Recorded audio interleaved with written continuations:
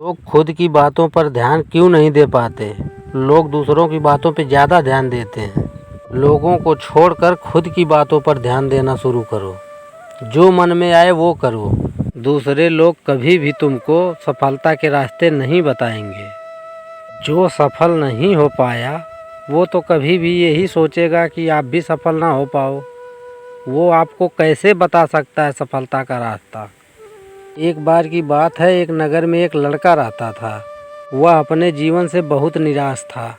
उसकी निराशा का कारण यह था कि वह अब तक अपने जीवन में कुछ भी नहीं कर रहा था।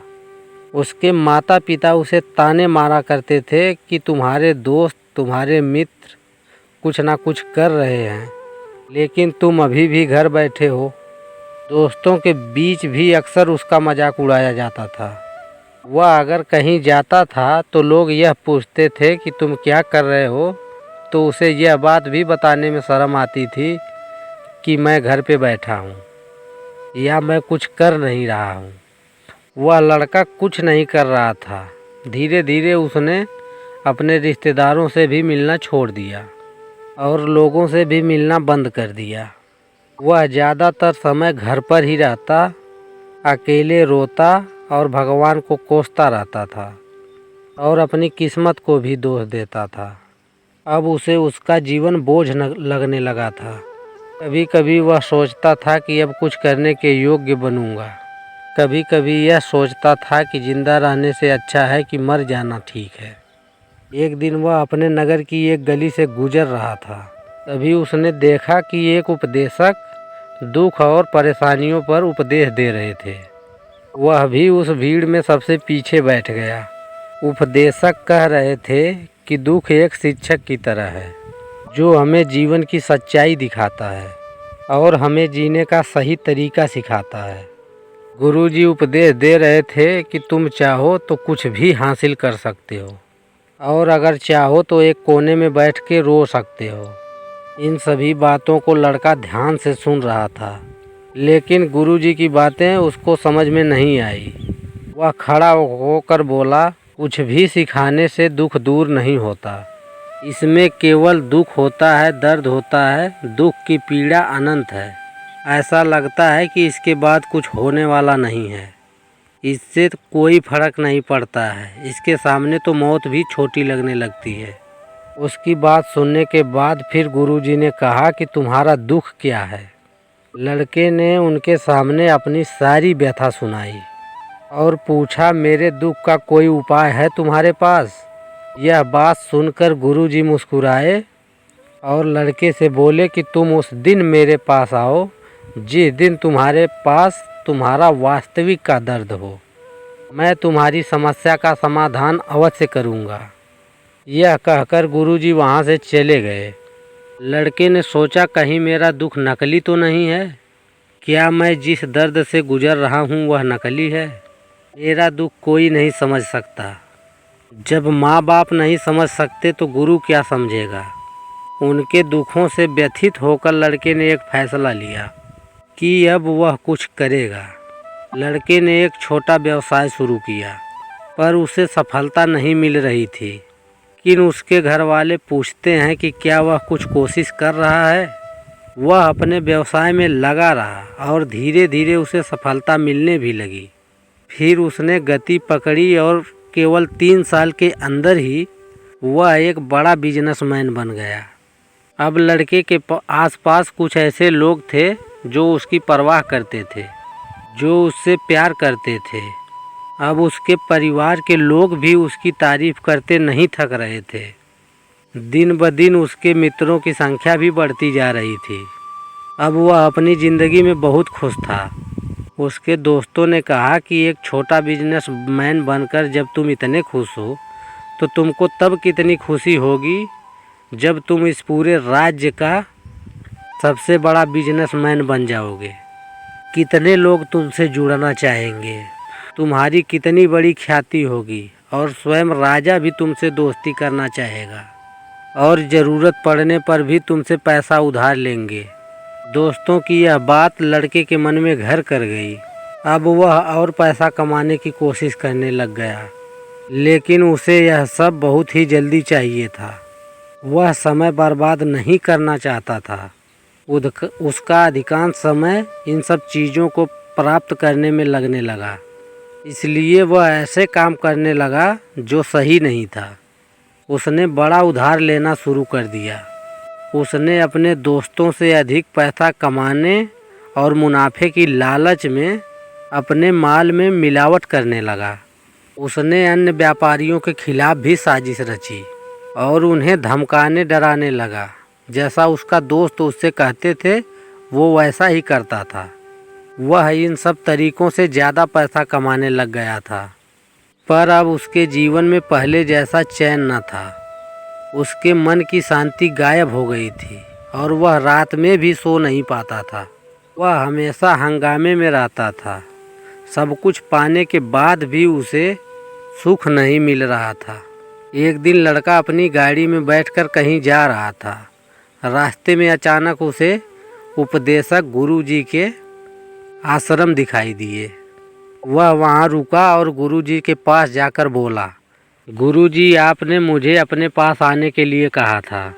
अब मेरे जीवन में सच्चा दुख आता है और मैं अब बहुत दुखी हूँ कि मेरी नींद हराम हो गई। मुझे कहीं शांति नहीं मिल रही है। इस प्रकार लड़के ने अपनी सारी समस्या गुरुजी को बता दी। गुरुजी ने कहा कि जब तुम मुझसे पहली बार मिलने आए थे तब भी तुम किसी दुख में थे। तुमने उस दर्द से क्या सीखा? लड़के ने कहा कि सिर्फ सोचने और चिंता करने से कुछ नहीं होता। आपकी दृष्टि को सच करने के लिए यह कार्रवाई करता है और सिर्फ काम करने से कुछ नहीं होता है। परिणाम भी मिलना चाहिए। जब आपको लगता है कि आपका लक्ष्य हासिल होने वाला नहीं है, तब राह में चाहे कितनी भी मुश्किल आ जाए, मन कितना भी निराश क्यों न हो, इतना भी लगता हो कि अब कुछ नहीं होने वाला है, तभी विश्वास करें कि मैं जो भी कर रहा हूँ उसमें सफल जरूर होऊंगा। लोग केवल सफल लोगों का सम्मान करते हैं। कोई कितना भी अच्छा क्यों ना हो, वो हमेशा अगर सफल नहीं है तो हमेशा लोगों की नज़रों पे बोझ ही बना रहेगा। यह सब सुन के उपदेशक मुस्कुराए और बोले कि जब तुम्हारे पास अब वास्तविक दुख तो है ही नहीं, तुम्हारे जीवन में जब वास्तविक दुख आए तब मेरे पास आओ, मैं उसे ठीक कर दूंगा। लड़के ने वहाँ से जाते समय उस गुरुजी को सोने से भरा घड़ा भेंट किया। घड़े को देखकर गुरुजी ने कहा कि यह मेरे किसी काम का नहीं है। इस घड़े को इस पेड़ के नीचे गड्ढा खोदकर डाल दो। लड़के ने भी यही किया। घड़े को पेड़ के नीचे दबा दिया, जैसा कि गुरुजी ने बताया, और वह वहाँ से चला भी गया। कुछ दिनों से कारोबार ठीक ठाक चल रहा था, लेकिन व्यापार में गलत तरीके के कारण धीरे धीरे घाटा होने लगा। उसकी सारी दौलत धीरे धीरे ख़त्म होने लगी और एक दिन ऐसा भी आया जब उसके पास कुछ नहीं बचा। फिर उस पर कर्ज का बोझ चढ़ गया, लेकिन इस बार वह निश्चिंत था, क्योंकि उसने अपना सारा कर्ज अपने दोस्तों से लिया था। उसने सोचा कि उसके दोस्त बुरे वक्त में उसके साथ खड़े रहेंगे, लेकिन ऐसा कुछ भी नहीं हुआ। जैसे ही बुरा वक्त आया, दोस्त पहले ही उससे अपना कर्ज मांगने लगे। अगर उसने कर्ज नहीं लौटाया तो उसके दोस्तों ने उसे जान से मारने की धमकी भी दी। उसके सभी शुभचिंतक और परिजन उससे दूर हो गए। उसके दोस्त जो उसके साथ मस्ती करते थे अब उससे दूर भागने लगे। उसका परिवार उसकी कमियां और गलतियां गिनाने लगा। उसकी सारी संपत्ति नीलाम कर दी गई और उसके पास कुछ नहीं बचा। उसने सोचा अब जीने का क्या मतलब है, अब मौत ही मेरा सहारा है। एक दिन वह आत्महत्या करने के लिए पहाड़ी पर जा रहा था। तब उसे याद आया कि उस गुरुजी ने उससे कहा था कि तब मेरे पास आना जब तुम्हारी ज़िंदगी में वास्तविक दुख हो। लड़का गुरुजी के पास गया और अपनी सारी व्यथा सुनाई। आंखों में आंसू लिए उसने कहा, गुरुजी, मेरे दुखों का निवारण कीजिए। गुरुजी ने उससे फिर वही बात कही कि जब जीवन में असली दुख आए तब मेरे पास आ जाना, मैं उसे ठीक कर दूंगा। लड़के ने कहा, यह क्या हो रहा है? मेरी ज़िंदगी में अभी दुख नहीं है तो आखिर असली दुख क्या है। गुरुजी ने उससे यह कहा कि तुम मुझे यह बताओ कि तुमने अपने दुख से क्या सीखा। लड़के ने बोला कि मैंने यह सीखा कि जो लोग हमारे जीवन में आते हैं वो हमारी सफलता और प्रगति के कारण वो हमें धोखा ज़रूर देंगे, क्योंकि बुरे वक्त में वे हमारे साथ खड़े नहीं होंगे। वह अच्छे समय में ही हमारा फ़ायदा उठाएंगे और बुरे समय में हमें छोड़ देंगे। उन लोगों पर ही भरोसा करना चाहिए जो बुरे समय में हम लोगों के साथ खड़े होते हैं, लेकिन ऐसे लोग बहुत कम होते हैं। ऐसे लोग जिनके पास हैं उन्हें उनकी सराहना करनी चाहिए, उनका अपमान नहीं करना चाहिए। कभी भी किसी के खिलाफ साजिश नहीं रखनी चाहिए। अपना काम धैर्य और ईमानदारी से करें और किसी भी लालच में ना पड़ें।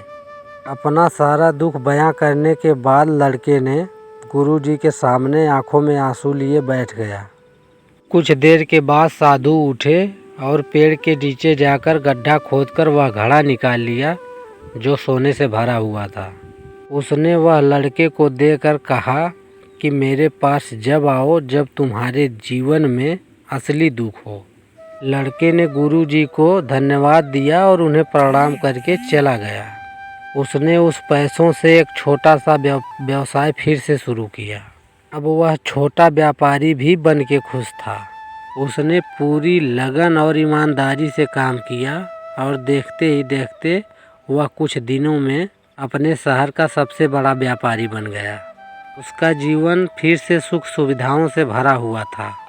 लेकिन कोई कितना भी अच्छा क्यों ना हो, जीवन में दुख तो आता है। फिर उसके जीवन में दुख भी आते थे उसके माता पिता के मृत्यु के रूप में। वह लड़का अपने माता पिता से प्रेम करता था। उनकी मृत्यु के बाद उसे बहुत बड़ा सदमा लगा। वह जब अपने माता पिता को शमशान घाट पर जला रहा था तो वो बेचैन हो उठा। उसके मन में तरह तरह के ख्याल आने लगे, सवाल उठने लगे। वह जब घर लौटा तो उसने देखा कि उसके माता पिता की संपत्ति जिसके लिए वह लड़ रहे थे वह सब छूट गया। जिन्होंने इसकी देखभाल की, इसके लिए लड़ने वाले तो इस दुनिया से चले गए। उसके पिता ने जो कुछ भी कमाया वह सब यहीं रह गया। उसका मन ऐसे अनेक विचारों के बवंडर में था। वह अंदर से अकेला और डरा हुआ महसूस कर रहा था। वह अपने आप को बिल्कुल खाली महसूस कर रहा था। कुछ है वह इसे समझ में ही नहीं आ रहा था। अब वह फिर से गुरुजी के पास गया। उसे देखकर गुरुजी ने कहा, क्या अब कोई जीवन में दुख है? लड़के ने कहा, वैसे तो जीवन में कोई दुख नहीं है, सब कुछ अच्छा चल रहा है, लेकिन आज मेरे माता पिता का देहांत हो गया है। गुरुजी ने उस लड़के से कहा, अब मेरी बात ध्यान से सुनते रहो। इस संसार में हमें जो संग्रह करना चाहिए वह हम नहीं करते। चीज़ें हमारे सामने होती हैं मगर हम उन्हें देखने की कोशिश नहीं करते। इस जीवन में हमें जो कुछ भी इकट्ठा करना है वह हम ही हैं। हमें खुद को जुटाना चाहिए ताकि जब हम मरें तो एकजुट होकर मरें। खुद को पहचानने में सक्षम होने के लिए हम अंदर से खुद बटे हुए हैं। हम प्यार, नफरत, गुस्सा, ईर्ष्या, क्रूरता, धन संपत्ति, प्रतिष्ठा, सम्मान, धर्म, पहचान और जाति, हम सैकड़ों हजारों ऐसी चीज़ें हैं जिसमें हम विभाजित हैं और टुकड़ों में जीवन जी रहे हैं। इस विभाजन के कारण हमारी चेतना कभी एक हो ही नहीं सकती। हमारी चेतना शक्ति बिखरी हुई है, इसलिए कि हमारे पास इतना समय नहीं है, इतनी ऊर्जा नहीं है कि हम वापस मुड़ सकें और अपने भीतर देख सकें। वास्तव में धन, सम्मान और सुविधाओं का अभाव, लोग इसे ही दुख समझते हैं और जीवन भर ही इसे दुख कहकर रोते रहते हैं और इससे समाधान खोजने का प्रयास करते रहते हैं। ऐसे लोगों को अपना समाधान कभी नहीं मिलेगा, क्योंकि जिसे लोग दुख समझ रहे हैं वह वास्तविक दुख है ही नहीं। यह सिर्फ एक आदमी की इच्छा है। किसी भी इंसान की कोई इच्छा कभी पूरी ही नहीं होती। इसलिए व्यक्ति को कभी भी उनके प्रश्नों का समाधान नहीं मिलता। इसलिए इन सब से परे यदि आप अपने दुखों का अंतिम समाधान चाहते हैं तो सबसे पहले खुद को समेटो। इस दुनिया में अपनी ऊर्जा वापस ले आओ और उसे इकट्ठा करो। अपने आप पर ध्यान केंद्रित करो, स्वयं पर ध्यान दो। अपनी मृत्यु से पहले अपने आप को जानने की कोशिश करो, बिखरो मत। लड़के ने यह सब सुनने के बाद कहा, क्या गुरुजी हम इस संसार को त्याग दें, अपनी सभी इच्छाओं को मार दें, या किसी से प्रेम नहीं करना चाहिए, धन संग्रह नहीं करना चाहिए, सम्मान की भी आशा छोड़ देनी चाहिए? गुरुजी ने कहा, भावनाओं और इच्छाओं ऐसे मनुष्य से बाहर निकल आओ जैसे कोई पत्थर पहाड़ से गिरे जिस पर पहाड़ों का कोई बस नहीं है सिवाय देखने के। परेशान होना और कुछ खोना वैसे ही बिखरे हुए मनुष्य की इच्छा बेकाबू और दर्दनाक है। उसका अनियंत्रित मन इच्छा करता रहता है और कल्पना करता रहता है। यह दुख देता है। लेकिन जब एक व्यक्ति अपने मन को एकत्र करता है तो वह जो भी करता है वह उसके नियंत्रण में होता है। फिर उसकी इच्छा से इच्छाएं भी उत्पन्न होती हैं। लड़के ने कहा, आपने मेरे असली दुख का समाधान कर दिया, आपका धन्यवाद। अब से मैं खुद को समेटने और खुद को तराशने की कोशिश करूँगा। गुरुजी ने उससे कहा, मानव शरीर में बहुत ऊर्जा और शक्ति है, लेकिन यह फालतू के कामों में बटा हुआ है, बेकार की बातों में लगा हुआ है। यह एक बहुत ही शक्तिशाली मशीन की तरह है। यह बच्चों के हाथों में रखा जा रहा है जो बिना सोचे समझे अपनी शक्ति बर्बाद कर रहे हैं। उस लड़के को अपने प्रश्नों का उत्तर मिल गया। उसने गुरुजी को शुक्रिया धन्यवाद किया और वहाँ से चला गया। मैं उम्मीद करता हूँ कि आपको यह कहानी ज़रूर पसंद आई होगी। अगर आपको यह कहानी पसंद आई तो वीडियो को लाइक और चैनल को सब्सक्राइब ज़रूर करें।